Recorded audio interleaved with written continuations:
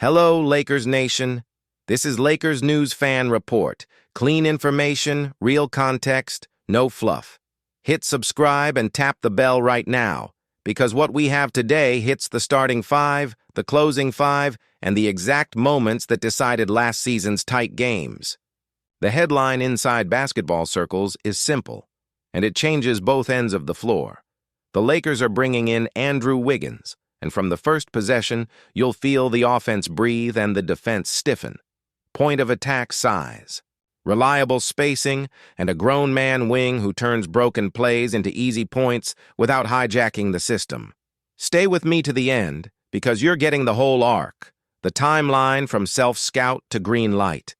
The role the coaches drew on the whiteboard, 3 TV simple frames that show what it looks like on the court, how the rotation shifts without tearing up the chemistry, what the cap picture means in adult terms, the risk and the ramp, and the tight calendar you can actually track.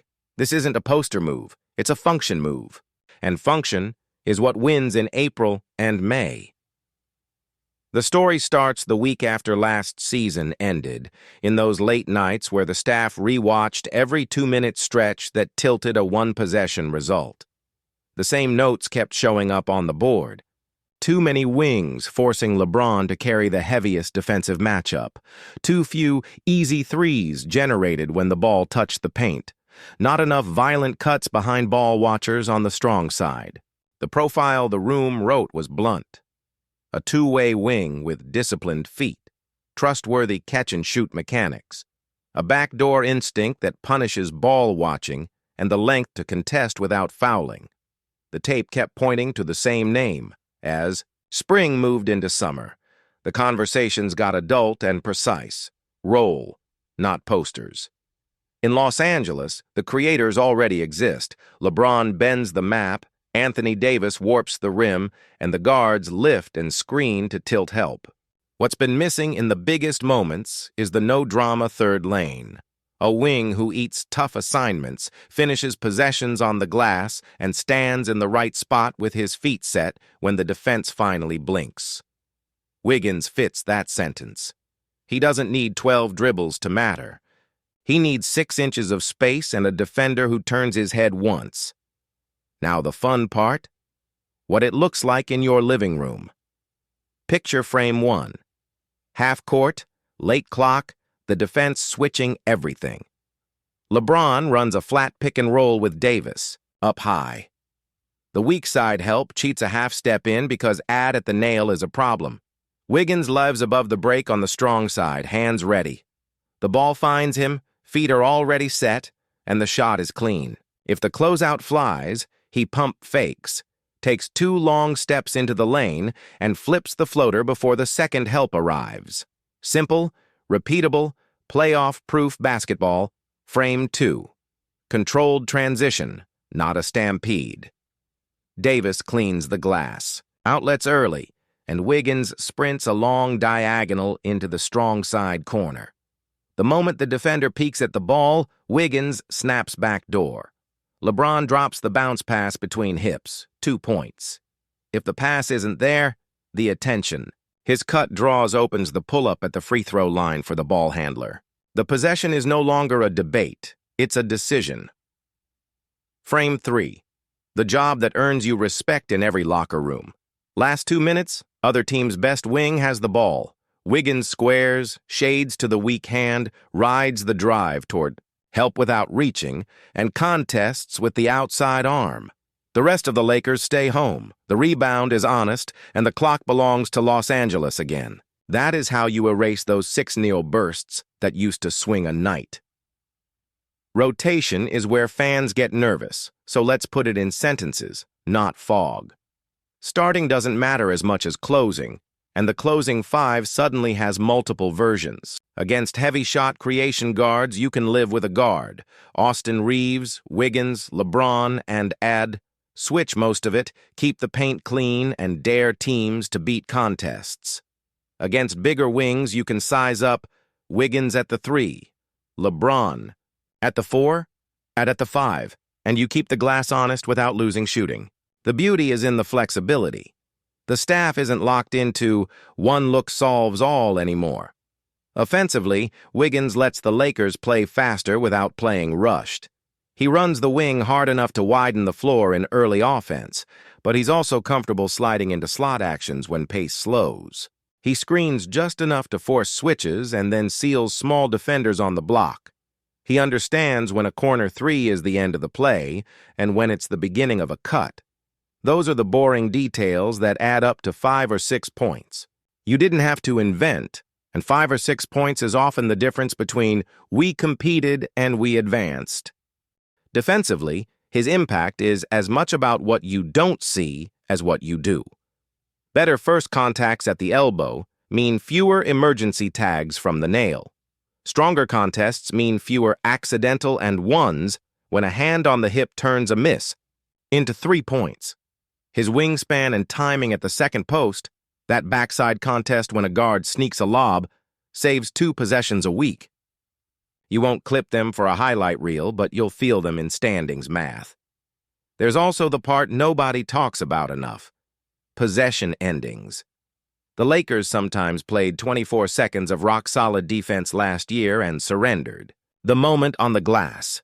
Wiggins has the shoulders and the mean streak to finish the play. He doesn't chase flyby blocks when there's a body to hit, and he finds the first legal contact at the rim so the rebound belongs to the good guys. Your transition offense starts with that choice, not just with a long outlet. Let's talk chemistry and role clarity, because this locker room thrives when jobs are defined. LeBron still sets the table. Davis still chooses between rim pressure and short rolls that become jumpers. Reeves still operates in that smart pocket of pick and roll and keeper actions. What Wiggins adds is the permission structure for everyone else to be themselves. The corner shooter can stand still and believe the pass will arrive. The slasher can cut because the second defender has to respect the shooter and the cutter, not just the star. The bench can be the bench instead of a patchwork starting 5 with thin margins. Now, the money, in adult language. Every big move lives in a cap lane. This one reads responsible. The structure is built to pay for availability and impact. Playtime triggers, team options as oxygen, postseason bonuses if the run is real. You don't mortgage the next 2 summers. You position the roster to breathe. That's how you add a high-function piece without standing on a financial cliff. Risk is not a taboo word. It's a planning word. Ramps matter. Workloads matter. The Lakers will treat the first 3 weeks like a runway, not a race. Week 1 is language. How Los Angeles names what he already does, where the alerts live, which words mean hinge now, and which mean switch the game. Week 2 is the third down menu of basketball. Those late clock sets that decide nights, plus 2-man dialogue with Reeves and LeBron, so timing translates from whiteboard to hardwood. Week 3 widens the playbook for matchups. More ghost. Screens, more 45 cuts, more weak side exchanges that force mistakes without fancy grease boards. How does this change matchups in the West? Start with the obvious. Against big wings who hunted mismatches last spring, the Lakers can hold their shell and live with contests, not scrambles. Against guard-heavy teams that spam empty corner actions, Wiggins' length on the lift pass buys. The help side a beat to recover. Against switch, everything groups, his willingness to slip and seal prevents those ugly possessions where the ball ping-pongs around the arc and dies in a contested heave. Playoff series are puzzles. He gives the staff more pieces that actually fit. And yes, it changes how lineups feel when the stars sit. Second units with Wiggins plus a true rim runner can play north-south and still maintain spacing. Stagger him with LeBron or Reeves, and you're never without a reliable pressure point. Put him with Davis in low-usage minutes, and the offense still has a corner 3 and a cutter to occupy help. Those small spells used to leak points. Now they have a plan. There's a human layer, cameras don't show, but every locker room feels. Adding a veteran wing who has played on the biggest stages tightens practice habits by itself. Hand fights in individual become honest because lazy punches get punished. Half-court shell at practice runs at real speed because the second step matters again. The young wings learn what on time looks like from a player who doesn't. Need to talk to teach. Timeline you can track, travel, medicals, pen, photos, install. The first game you see him, expect clarity rather than volume. The plays he was brought here to execute. Spot-ups on the strong side, 45 cuts when the defender turns his head, straight-up assignments on the best wing. The second game, expect more two-man actions with LeBron and more ghost screens to force switches. By the third week, the closing five will feel like a choice, not a hope, because there are real options depending on opponent. Let's be honest about what this does for the stars. It removes the need for LeBron to fight the toughest wing for 35 minutes just to keep the score tethered. It lets Davis live as a destroyer at the rim instead of a firefighter at every leak. It gives the coaches permission to call what they believe in instead of stuffing a second tight end into every protection. It turns close fourth quarters into cleaner fourth quarters, not because someone hits a trick shot, but because the offense keeps generating good shots and the defense keeps taking the first punch away. Pull back, and the path to here looks exactly like grown teams make it look. January self-scout identified the pain. February wrote the profile. Spring found the tape that matched the profile. Early summer aligned roll and cap. Camp compressed the moment. Now the move lines up football style, function first, posters never. You'll feel it in small ways, fewer panicked skip passes, more paint touches that end in corner threes, fewer my turn, your turn possessions, and those small ways are how playoff runs are built. Drop your read in the comments. Would you keep him at the 3 and slide LeBron to the 4 to bully size? Or would you prefer the switchier look with Wiggins at the 4 in certain closing groups?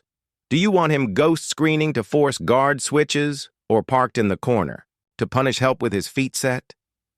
Your answers shape the film room we'll run as soon as the first snaps hit our screen, and we'll break down the exact footwork, spacing, and hand placement that make this work. And as we always do, only here at the very end, the disclosure that keeps this community honest. This episode lives inside our rumors and speculation window. We connect internal signals, coach logic, and a long memory of how these rooms talk to show why a move like this fits and how it would actually look if finalized. My personal take is straightforward. A two-way wing who wins matchups without demanding the ball doesn't just add points or stops. He gives the Lakers a calm button on both ends, turns loud fourth quarters into quiet ones, and raises the floor of every single possession in ways you feel most when the season gets late.